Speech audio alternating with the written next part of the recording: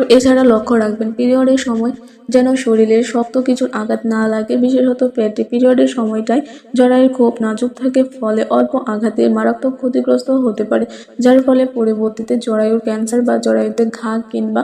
আসসালামু আলাইকুম রহমতুল্লাহি ওবারাকাতুহু। প্রিয় পর্দার আড়ালের মা ও বোনেরা এবং শ্রদ্ধেয় মুরব্বিয়ান এবং আমার প্রাণপ্রিয় ভাইয়েরা, আপনাদের ইসলামী দাওয়াত চ্যানেলের পক্ষ থেকে জানাচ্ছি অনেক অনেক অভিনন্দন। তো যারা আমাকে প্রথম থেকে এ পর্যন্ত সাপোর্ট করে যাচ্ছেন তাদেরকে আরো অসংখ্য ধন্যবাদ। তো প্রতিনিয়ত আপনারা আমাকে এভাবে সাপোর্ট করে যাবেন। তো আমি আজকে যে বিষয়টি নিয়ে আলোচনা করব সেই বিষয়টি হচ্ছে অত্যন্ত গুরুত্বপূর্ণ আলোচনা। তো আপনারা মনোযোগ সহকারে শুনবেন। যদি আপনারা মনোযোগ সহকারে শুনেন তো আশা করি আপনারা কিছুটা হলে উপকৃত হতে পারেন। তো আপনাদের কাছে একটাই অনুরোধ যে আমার এই আলোচনাগুলো আপনারা না টেনে পুরো ভিডিওটি মনোযোগ সহকারে শুনবেন। তো আজকের আলোচনাটি হচ্ছে পিরিয়ড চলাকালীন সময় যে বিষয়গুলো মেনে চলা উচিত। তো এই পিরিয়ডের সময় নারীদের কিছু কাজ করা থেকে বা কিছু খাবার খাওয়া থেকে বিরত থাকা উচিত নিজেদের সুস্বাস্থ্যের জন্য। তবে অনেকে এই ব্যাপারে সচেতন নয়।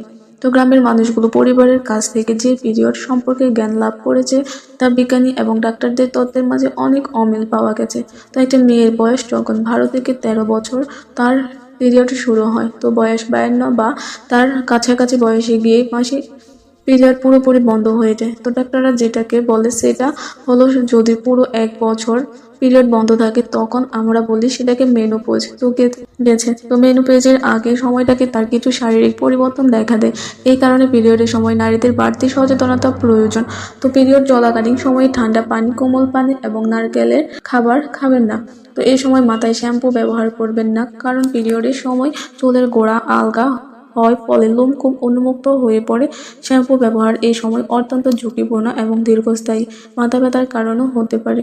তো এই সময় শসা খাবেন না, কারণ শসার মধ্যে থাকা রস পিরিয়ডের রক্তকে জরায়ুর প্রাচীরে আটকে দিতে পারে, যার ফলে আপনার বন্ধ হয়ে যাওয়ার সম্ভাবনা রয়েছে।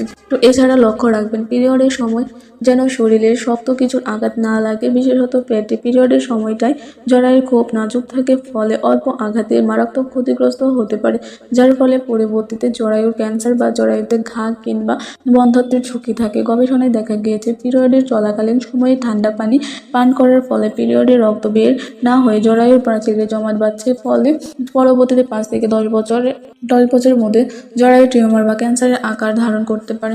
প্রিয় পর্দার আড়ালের মা ও বোনেরা, এই ছিল আজকের গুরুত্বপূর্ণ আলোচনা।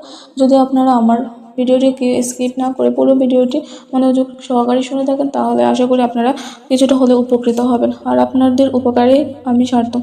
আর যারা এখনও আমার চ্যানেলটিকে সাবস্ক্রাইব করেনি তারা অতি দ্রুত সাবস্ক্রাইব করে পাশে থাকবে, আর যারা অলরেডি আমার চ্যানেলটিকে সাবস্ক্রাইব করে দিয়েছেন তাদেরকে অসংখ্য অসংখ্য ধন্যবাদ। আজকে এই পর্যন্ত। আসসালামু আলাইকুম রহমতুল্লাহি ওয়া বারাকাতুহু।